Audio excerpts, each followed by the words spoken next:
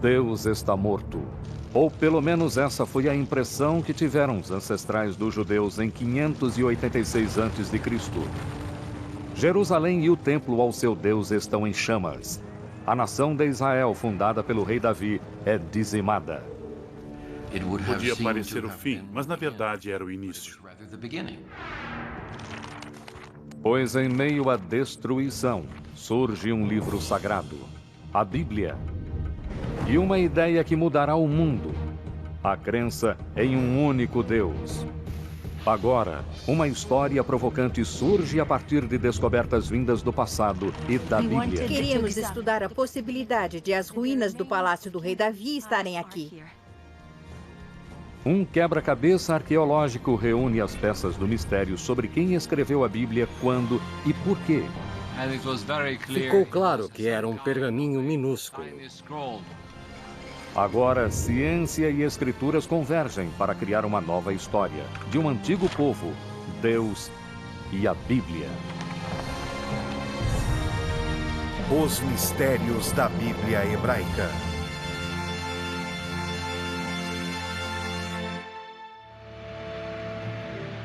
O debate entre a comunidade científica e religiosos continua. Muitos acreditam na hipótese documentária que afirma que o Antigo Testamento teve vários autores e descarta Moisés como fonte única. E como não existem evidências físicas da vida de Moisés, alguns chegam a questionar se ele existiu de fato.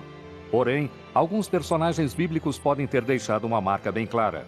E por volta de 1000 a.C., uma dessas figuras míticas surge para unir as 12 tribos de Israel contra um novo inimigo. Davi meteu a mão no embornal, apanhou uma pedra e arremessou-a com a funda, atingindo o filisteu na fronte. A pedra se encravou na sua testa e o gigante tombou com o rosto em terra. 1 Samuel 17, versículo 49. Dentre todos os nomes na Bíblia hebraica, nenhum é mais citado do que o de Davi. Segundo as Escrituras, Davi criou um reino que se estendia do Egito à Mesopotâmia e que fez de Jerusalém sua capital real. E em uma nova aliança, Deus promete a Davi que seus descendentes governarão para sempre. O filho de Davi, Salomão, constrói o templo onde Yahvé, agora o Deus nacional de Israel, ficará por toda a eternidade. O reino de Davi e Salomão, a nação unida sob Deus, de acordo com a Bíblia.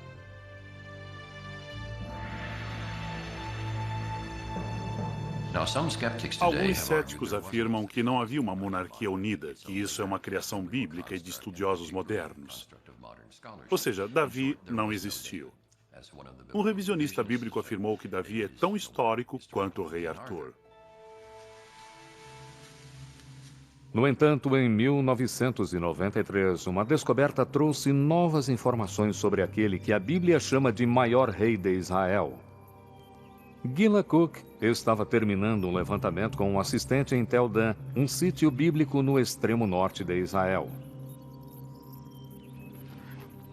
A escavação era chefiada pelo arqueólogo israelense Avraham Bihan.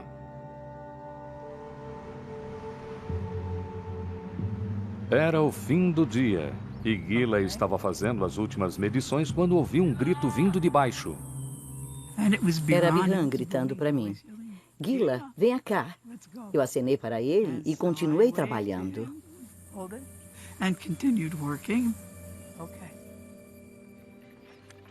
Após ser chamada pela segunda vez, Gila reuniu seus instrumentos e seguiu colina abaixo.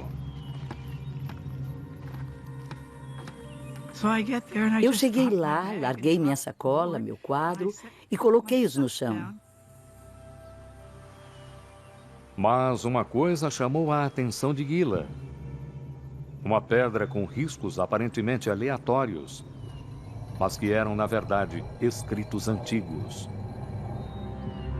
Desta vez, ela gritou por Bihan. Ele olhou para a pedra, olhou para mim e disse: "Meu Deus!" Gila havia encontrado um fragmento de uma estela da vitória escrito em aramaico, uma linguagem antiga muito semelhante ao hebraico. A dedicatória feita pelo rei de Damasco ou por um de seus generais celebra a conquista de Israel. Dizia: eu matei reis poderosos com milhares de carruagens e milhares de cavaleiros. Matei o rei da casa de Davi.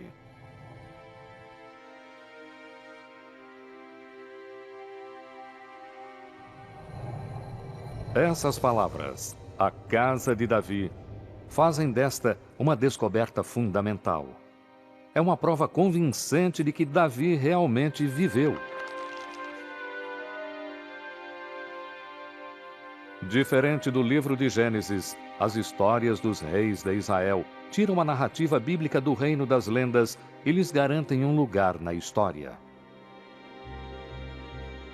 Quando a cronologia bíblica dos reis de Israel pode ser comparada com inscrições históricas, como a Estela de Tel Dan, é possível obter-se datas relativamente confiáveis.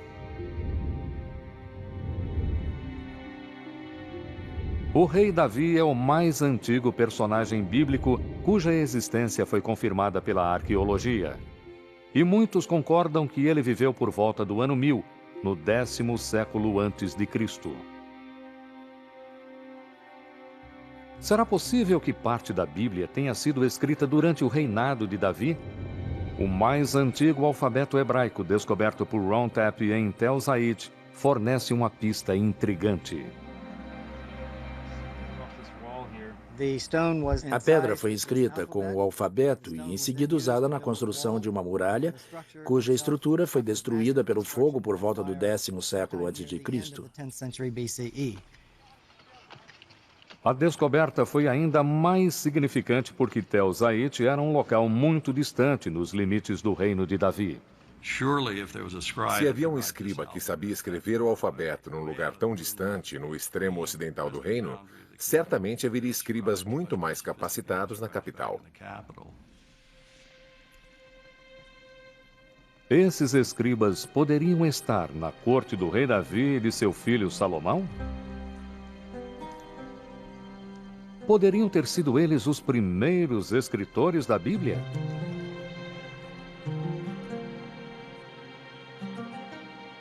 No século XVIII, estudiosos alemães descobriram uma pista sobre quem escreveu a Bíblia, escondida com 2 nomes diferentes para Deus. Segundo um relato, Abraão conhecia Deus por seu nome pessoal, que costuma se pronunciar Yahvé.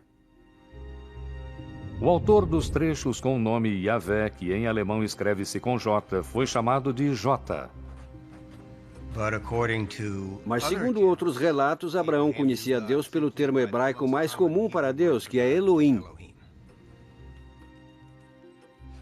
Assim, os 2 escritores ficaram conhecidos como E de Elohim e J de Yahvé. Baseando-se em poesias e canções passadas de uma geração a outra, ambos escreveram uma versão do passado distante de Israel.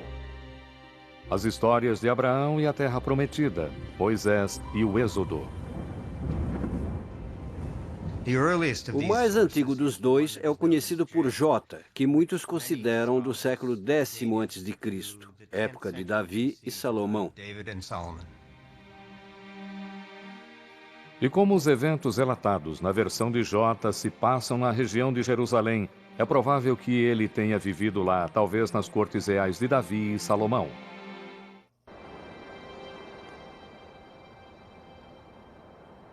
Há mais de 100 anos, arqueólogos procuram em Jerusalém evidências do reino de Davi. A arqueóloga israelense Eilat Mazar iniciou escavações na parte mais antiga de Jerusalém, atualmente chamada de Cidade de Davi. No entanto, a região foi palco de conflitos, destruições e reconstruções ao longo de milhares de anos, e seria difícil encontrar provas de eventos bíblicos. Mas então, começaram a surgir grandes muralhas, com 3 metros de espessura, às vezes 5 metros, e vão para todas as direções. Vem do leste, avança 30 metros para o oeste e ainda não encontramos o fim dela. muralhas tão grandes só podem fazer parte de uma enorme edificação. E Mazar acredita que até agora as escavações representam somente 20% da área total. Uma estrutura tão grande mostra centralização e capacidade de construção. Só pode ser uma estrutura real.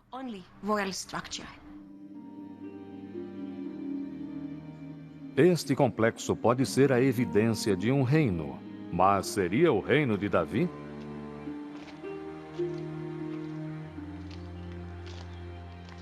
Para pertencerem ao palácio de Davi, as muralhas precisariam existir na época em que ele viveu, por volta de 1000 a.C.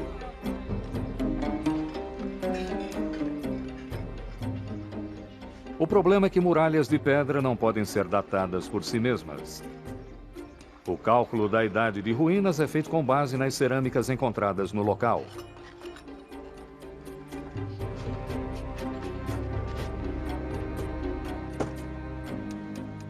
A datação das cerâmicas baseia-se em dois conceitos.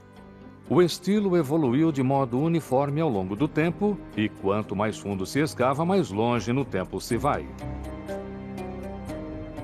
Se o estilo A vem do extrato mais profundo, ele naturalmente é mais antigo que o estilo B, que vem do extrato superior.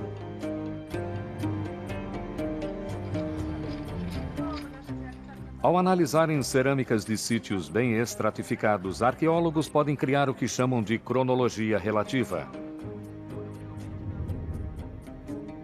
Mas essa cronologia flutua no tempo, sem uma data específica.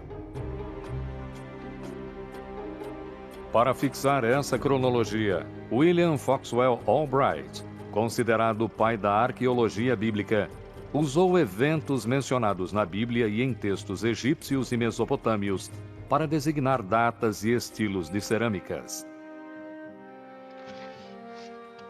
A cronologia de Albright, ligeiramente modificada, é usada por Mazar para datar sua descoberta. A maior parte dos arqueólogos utiliza o mesmo sistema. Este teria sido realmente o palácio de Davi? Mazar reúne as evidências. A construção é enorme. Está localizado em um local de destaque na parte mais antiga de Jerusalém. E a cerâmica, de acordo com a cronologia de Albright, data do século X a.C., época de Davi.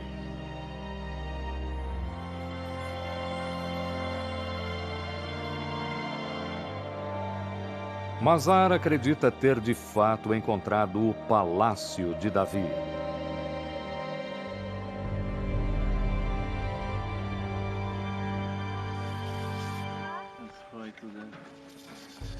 Mas todas as evidências e a existência do reino em si se baseiam em fragmentos de peças cerâmicas. Atualmente existe um sistema mais confiável que não se baseia na Bíblia, como o método de Albright, e que permite datar as cerâmicas de forma mais precisa, a datação por radiocarbono. É a especialidade de Elisabetta Buaretto, do Instituto Weizmann. O primeiro passo é o trabalho de campo, relacionando materiais como caroços de azeitona e sementes ou carvão ao contexto arqueológico.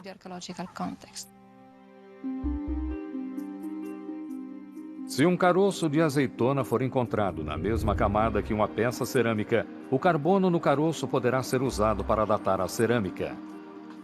Quando o caroço morre, seu carbono 14 radioativo decai em um ritmo constante ao longo do tempo, o que não acontece com o carbono 12.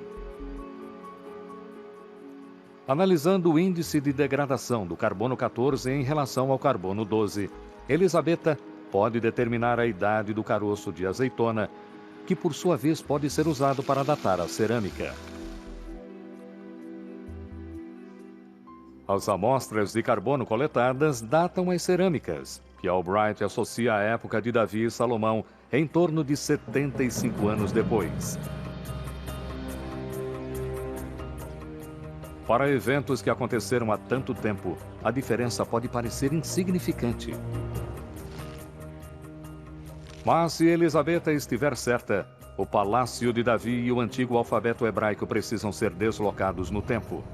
Isso os colocaria na época dos reis Anri, Acabe e sua esposa Jezabel, todos seguidores do deus cananeu Baal.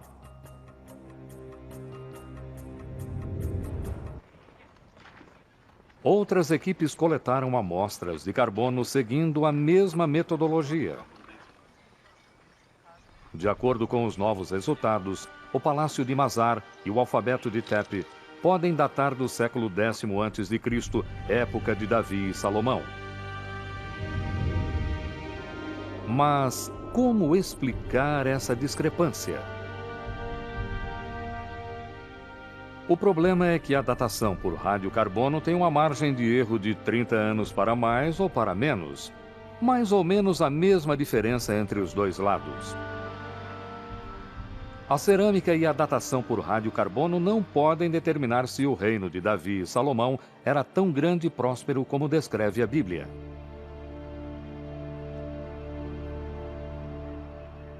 Felizmente, a Bíblia oferece pistas de outros lugares onde procurar evidências desse reino. Segundo a Bíblia, Davi conquistou o reino, mas seu filho, Salomão, foi o grande construtor. Eis a relação dos trabalhos que o rei Salomão impôs para a construção da casa do Senhor. O muro de Jerusalém, Hazor, Megido e Gazer. 1 Reis 9, versículo 15.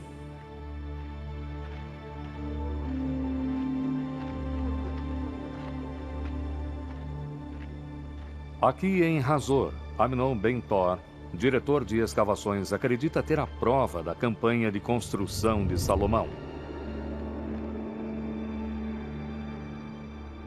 O chamado Portão de 6 Câmaras é uma enorme entrada fortificada com torres e salas de guardas. O predecessor de Ben-Tor, Igal Yadin, foi quem descobriu a estrutura. Era um portão com 6 câmaras. E Yadin imediatamente lembrou que um portão muito parecido fora escavado em Gaza. E a Universidade de Chicago escavou este portão aqui em Megido.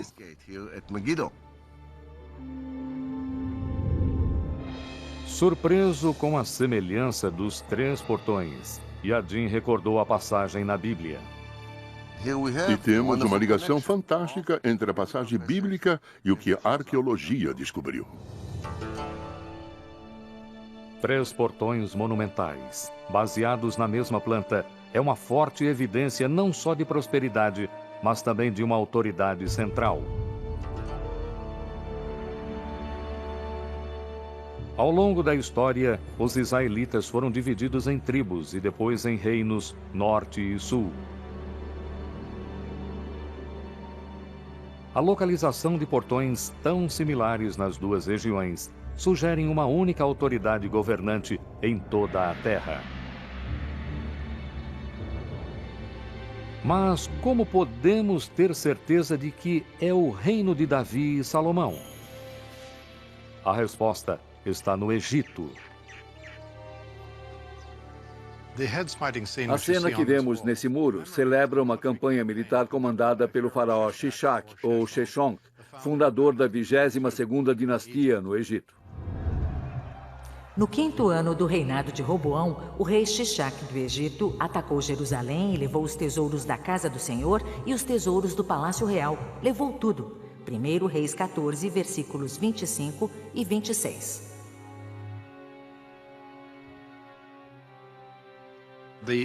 A importância disso, ao fixar uma das mais antigas datas em que a história do Egito coincide com a história bíblica, é muito grande e precisa ser levada em conta.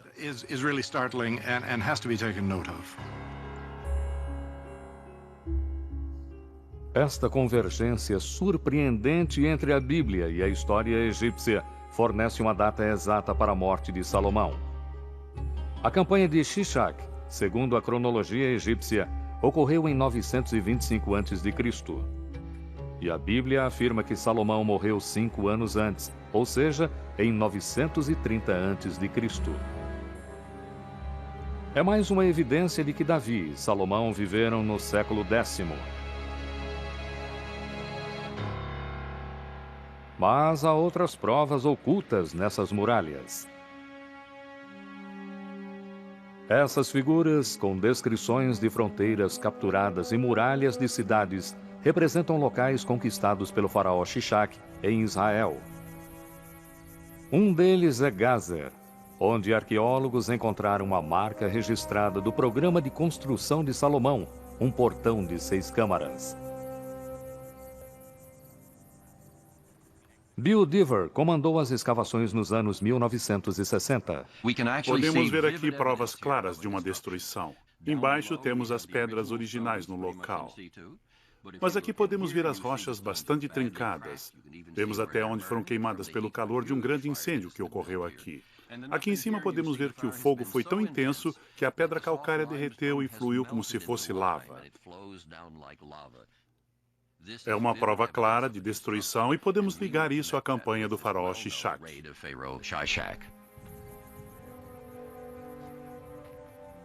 E se o portão foi destruído por Shishak em 925 a.C., é provável que tenha sido construído durante a vida de Salomão, que morreu 5 anos antes.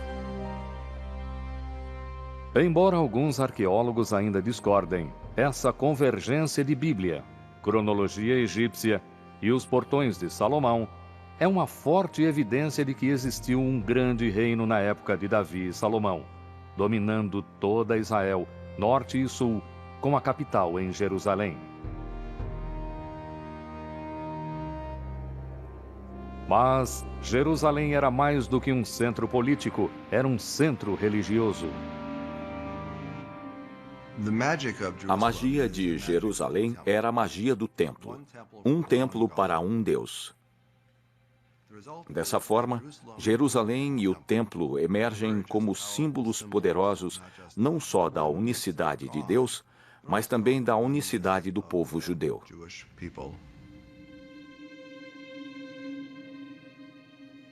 As práticas religiosas dos antigos israelitas têm pouca semelhança com o judaísmo atual.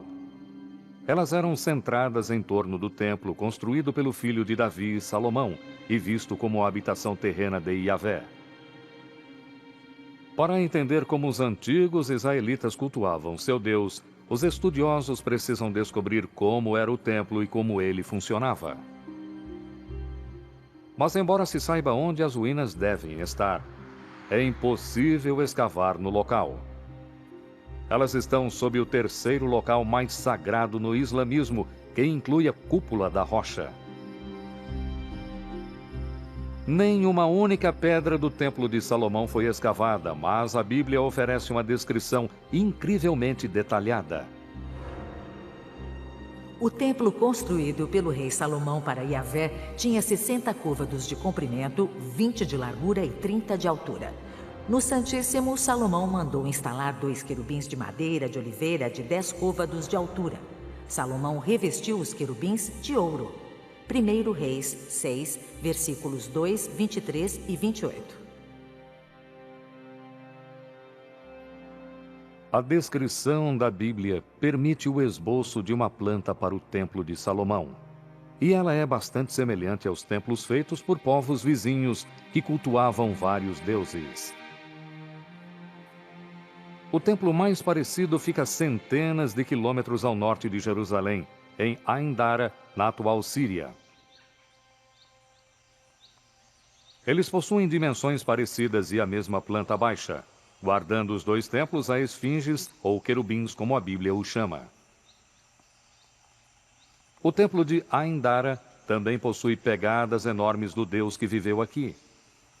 Elas marcam seu progresso na caminhada ao trono, localizado no santuário interno.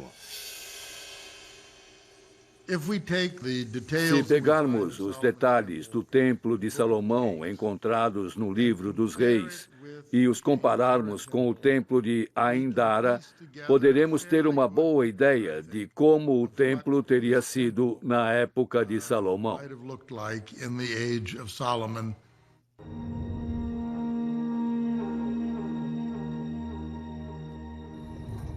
Agora é possível reconstruir com alguma segurança o Templo de Salomão e a forma como os antigos israelitas cultuavam seu Deus. Na frente havia um altar enorme. Atrás dele, uma área livre que levava ao interior do templo. Havia uma sala, o recinto santo, e em seguida, o recinto mais sagrado. o Sacrossanto, onde a Arca da Aliança guardava as tábuas da lei.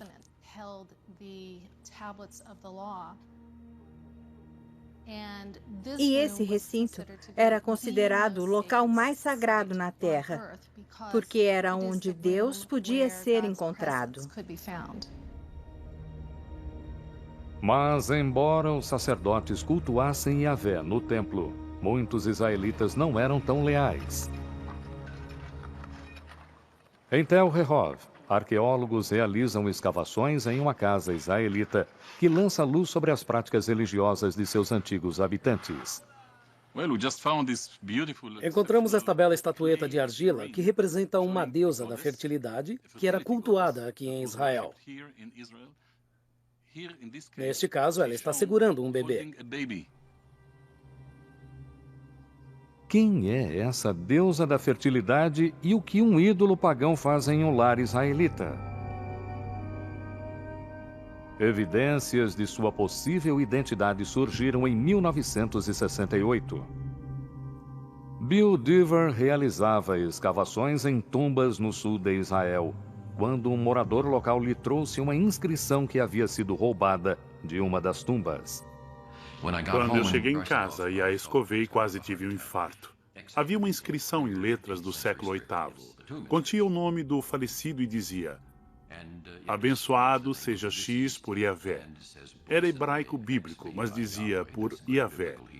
E sua Azera. E Azera é o nome da deusa mãe cananeia.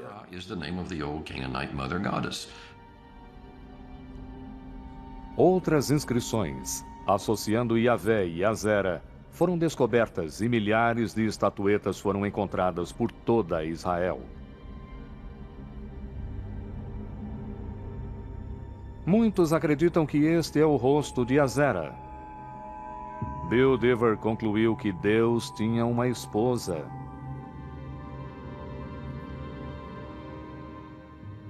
Mesmo centenas de anos depois de os israelitas terem deixado suas raízes pagãs, o monoteísmo ainda não havia sido adotado por completo.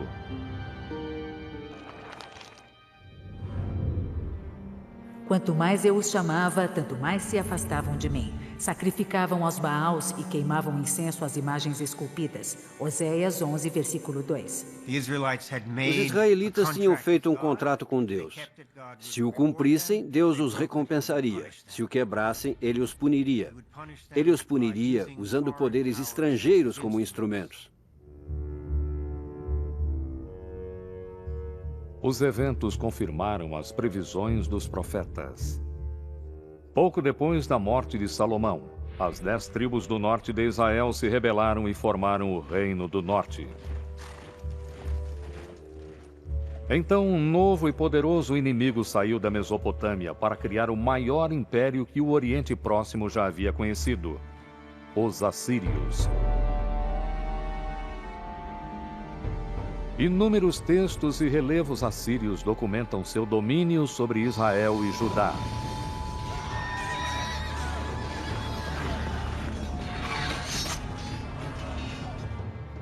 Em 722 a.C., o exército assírio derrotou o Reino do Norte.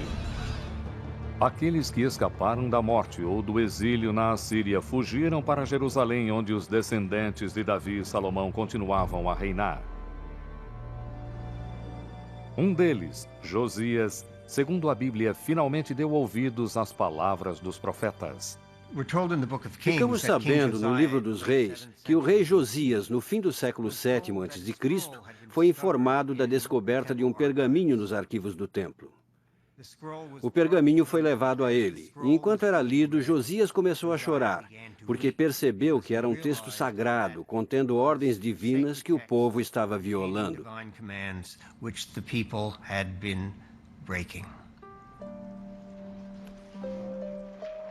Acredita-se que o pergaminho perdido faça parte do 5º livro da Torá, Deuteronômio, um detalhado código de leis e costumes. Ele inspirou outro grupo de escribas no século VII a.C., conhecidos como escritores D. De acordo com a hipótese documentária, após J, e E. D é o terceiro grupo de escribas que escreveram parte da Bíblia hebraica. D reconta a história do Êxodo e reafirma a aliança feita por Moisés entre Deus e o povo israelita. Você deve amar o Senhor seu Deus porque Ele o ama. Ele o ama mais do que a qualquer outra nação. Assim, o amor divino por Israel requer, em contrapartida, uma lealdade exclusiva a Deus. E Deuteronômio, mais que qualquer outra parte da Bíblia, insiste que somente o Deus de Israel deve ser cultuado. Para cumprir a aliança, Josias ordena que ídolos e altares a outras deidades sejam destruídos. O livro de Deuteronômio contém a mais clara proibição ao culto de outros deuses, os 10 mandamentos. Eu sou o Senhor teu Deus. Não terás outros deuses além de mim. Não farás para ti ídolos. Não te prostrarás diante deles, nem lhes prestarás culto. Deuteronômio 5, versículos 6 a 9. Ao associarem a crença em um Deus ao comportamento moral, os 10 mandamentos estabelecem um código de moralidade e justiça para todos, o ideal da civilização ocidental. Apesar das reformas de Josias, os israelitas continuaram cultuando outros deuses. A aceitação do Deus único e o triunfo do monoteísmo começa com uma série de eventos amplamente atestados pela arqueologia, por textos antigos e a Bíblia. Começa com a destruição da habitação terrena de Yahvé, o Templo de Jerusalém. Em 586 a.C., após derrotar os assírios, um novo império mesopotâmio invade Israel. Os babilônios saqueiam o templo e queimam a cidade sagrada. Diante de Zedequias, o último rei davidiano, os babilônios matam seus filhos e em seguida os cegam. A aliança, a promessa feita por Yahvé ao povo escolhido e a Davi, de que sua dinastia governaria eternamente em Jerusalém, foi rompida. Após 400 anos, Israel foi dizimada.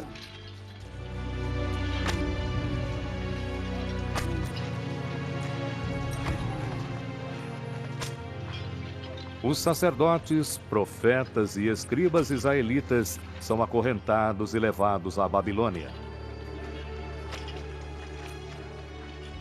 Registros babilônios confirmam a presença de israelitas, incluindo o rei, no exílio. Sem o templo, o rei e as terras, como os israelitas conseguiram sobreviver? A jornada começa com antigos pergaminhos que, segundo alguns estudiosos, foram resgatados das chamas da destruição. Entre os exilados que foram de Jerusalém à Babilônia, estavam sacerdotes do templo. E eles levaram seus documentos sagrados, ou seja, as tradições sagradas. De acordo com a hipótese documentária, foi na Babilônia, longe de seus lares em Israel, que sacerdotes e escribas produziram a grande parte da Bíblia hebraica, como é conhecida hoje. Esses escritores são identificados, entre os estudiosos, pela letra P. Foi P que reuniu todas as tradições anteriores, escritas por J, E e D, além de outras fontes, e formou o que conhecemos como a Torá, os primeiros 5 livros da Bíblia. Além de compilar, P editou e redigiu uma versão do passado distante de Israel, incluindo a história de Abraão e sua aliança com Deus por meio do ritual da circuncisão, que identifica o povo israelita e mantém o pacto divino. Mas a história de Abraão, de um pai disposto a sacrificar o próprio filho, também fala sobre o poder da fé. Não é coincidência que os escribas exilados tinham escrito que Abraão era originário de Ur, ao sul da Babilônia. Talvez com a mesma fé que Abraão teve, os exilados serão devolvidos à terra prometida.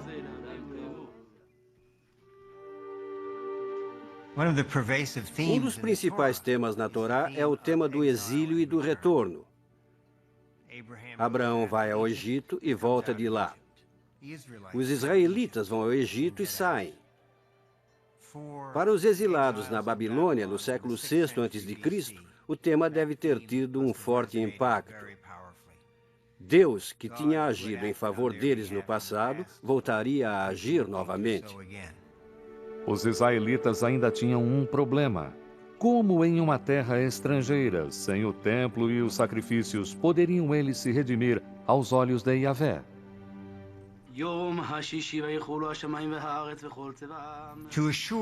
Para garantir a proteção divina, os textos de P enfatizam costumes como o Sabá.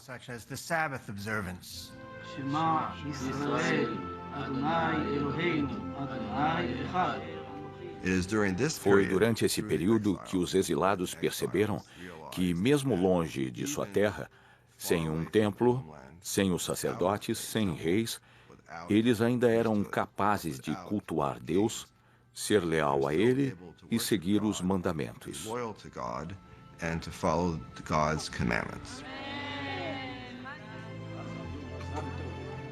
Essa é a fundação do judaísmo. Compilando histórias do passado, escritas pelos escribas J, E e D, como o êxodo da escravidão à liberdade, Moisés e os 10 mandamentos e a jornada de Abraão à terra prometida. P criou o que conhecemos hoje como os 5 primeiros livros da Bíblia.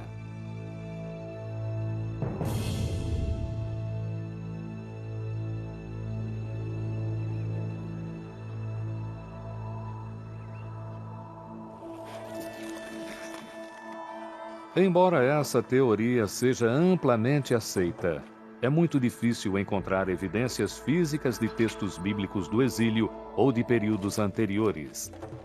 Os mais celebrados textos bíblicos são os manuscritos do Mar Morto. Descobertos por acaso em 1947, os manuscritos representam quase todos os 39 livros da Bíblia hebraica, muitos deles em fragmentos.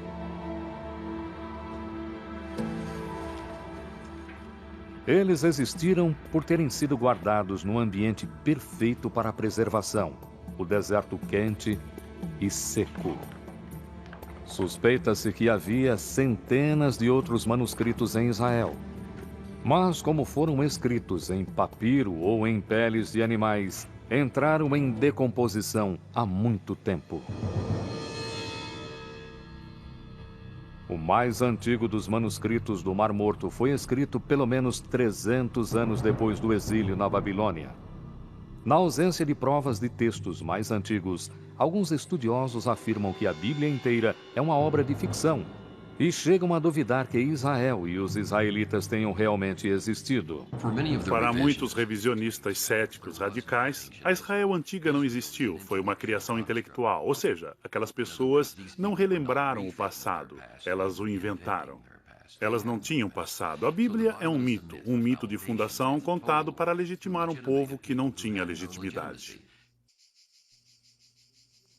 A legitimidade do passado israelita depende da descoberta de uma evidência que comprove as origens antigas da Bíblia. A história dessa grande descoberta teve início nas proximidades da muralha de Jerusalém, em um antigo cemitério. Chegamos aqui e escavamos 7 cavernas funerárias. Elas datam do século VII a.C., por volta da época do rei Josias. Como as cavernas haviam sido saqueadas, não tínhamos grandes esperanças. Gabriel Barkay ordenou a um voluntário de 13 anos que limpasse a tumba para ser fotografada. Em vez disso, ele estava entediado, estava sozinho e, como tinha um martelo, começou a bater no chão. O chão era, na verdade, um teto caído. E abaixo dele estavam artefatos que foram poupados dos saqueadores. Entre as centenas de objetos, um artefato chamou a atenção. Parecia uma ponta de cigarro.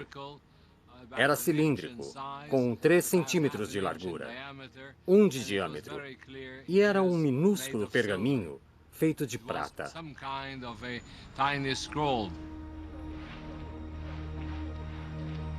Um segundo pergaminho, pouco menor, também foi encontrado, e ambos foram levados ao laboratório do Museu de Israel.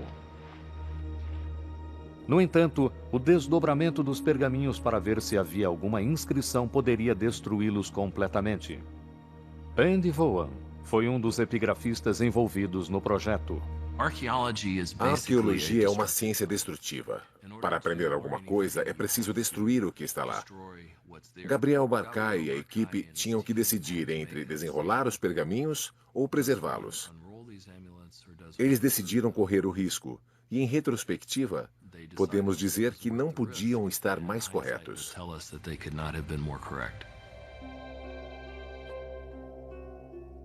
Com extremo cuidado, os técnicos criaram um método especial para desenrolar os pergaminhos e revelar seu conteúdo.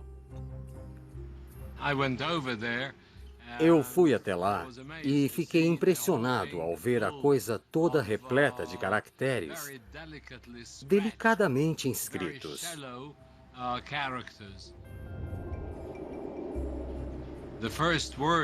A primeira palavra que pude decifrar na hora foi YHWH, que é o nome de Deus escrito de uma forma impronunciável.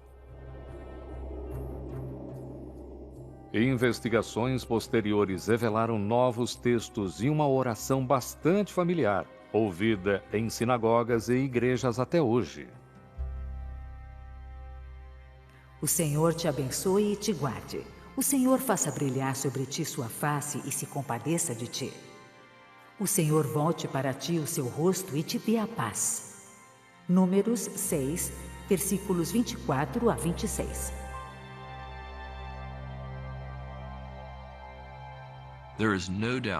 Não há dúvida de que eles continham a bênção sacerdotal encontrada em Números 6.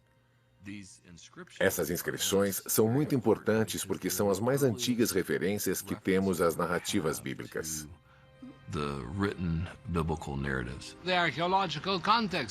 O contexto arqueológico é muito claro porque foram encontrados com cerâmicas do século VII a.C.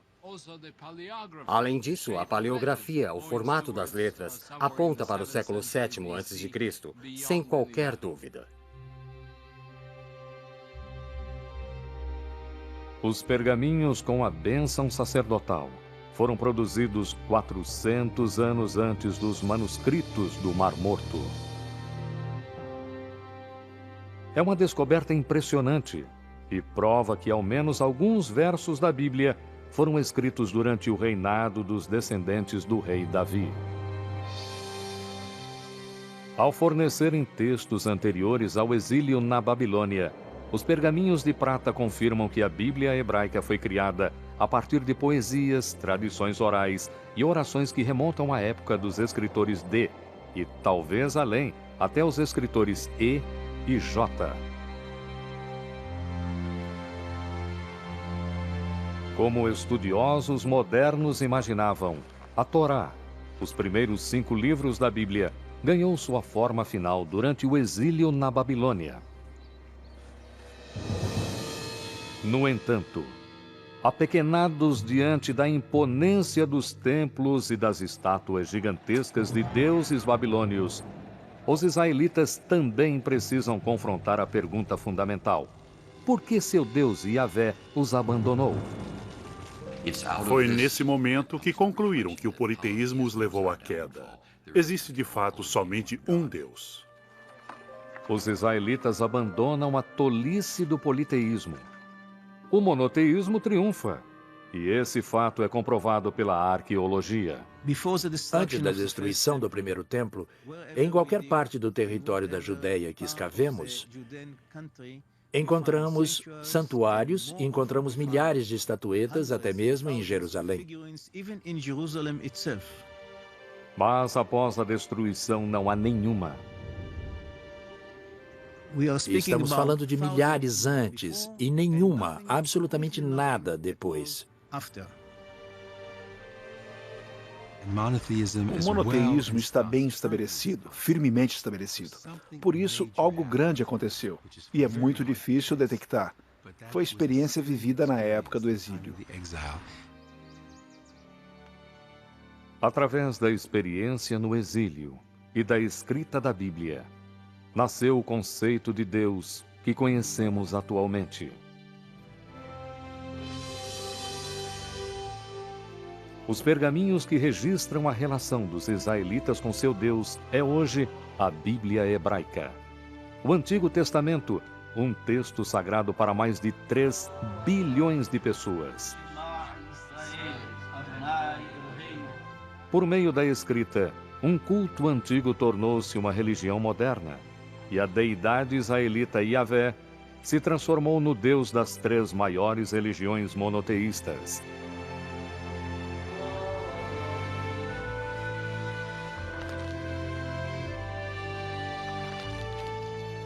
Através de seus ensinamentos, a Bíblia estabeleceu um código de moralidade e justiça, aspirações que ressoam através das gerações. Mais do que fato ou ficção, na intersecção entre ciência e escrituras, é uma história que começou há mais de 3.000 anos e que continua até hoje.